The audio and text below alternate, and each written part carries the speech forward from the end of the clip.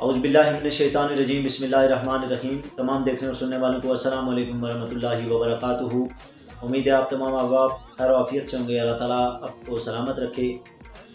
جیسا کہ آپ تمامی احباب کے علم میں ہے کہ نئے سال کی آمد ہے، اور ہمیشہ کی طرح خطہ کوثر مری میں بھی اور دیگر جگہوں پر مختلف طریقوں سے نئے سال کی آمد کو سیلیبریٹ کیا جاتا ہے، اور کئی جگہوں پر ناچ گانا، آتش بازی وغیرہ یہ غیر ضروری جو چیزیں ہیں وہ ہوتی ہیں، اور اس انداز میں لوگ سیلیبریٹ کرتے ہیں۔ الحمدللہ پہلی بار خطہ کوثر مری میں علماء مری نے اور عشاقان رسول صلی اللہ علیہ وآلہ وسلم مری آرٹس کونسل میں ایک خوبصورت حسن قرات و نعت و سما کی بزم سجائی ہے، جس میں ملک پاکستان کے نامور ثنا خان حضرات، علماء کرام، مشائخ اعظام، سیاسی و سماجی شخصیات،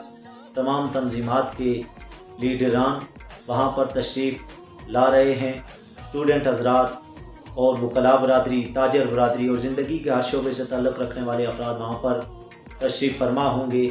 میری آپ تمام نوجوانوں سے، ساتھیوں سے، بھائیوں سے یہ درخواست ہے کہ آپ ان غیر ضروری جو فنکشنز ہیں ان کو چھوڑ کر کے آئیے مل کر کے اس نئے سال کا آغاز اللہ اور رسول کے نام سے کرتے ہیں، تاکہ ہماری زندگی میں بھی کوئی تبدیلی آ سکے اور ہم اپنے حصے کی جو شمع ہے وہ حق کے لیے روشن کر سکیں۔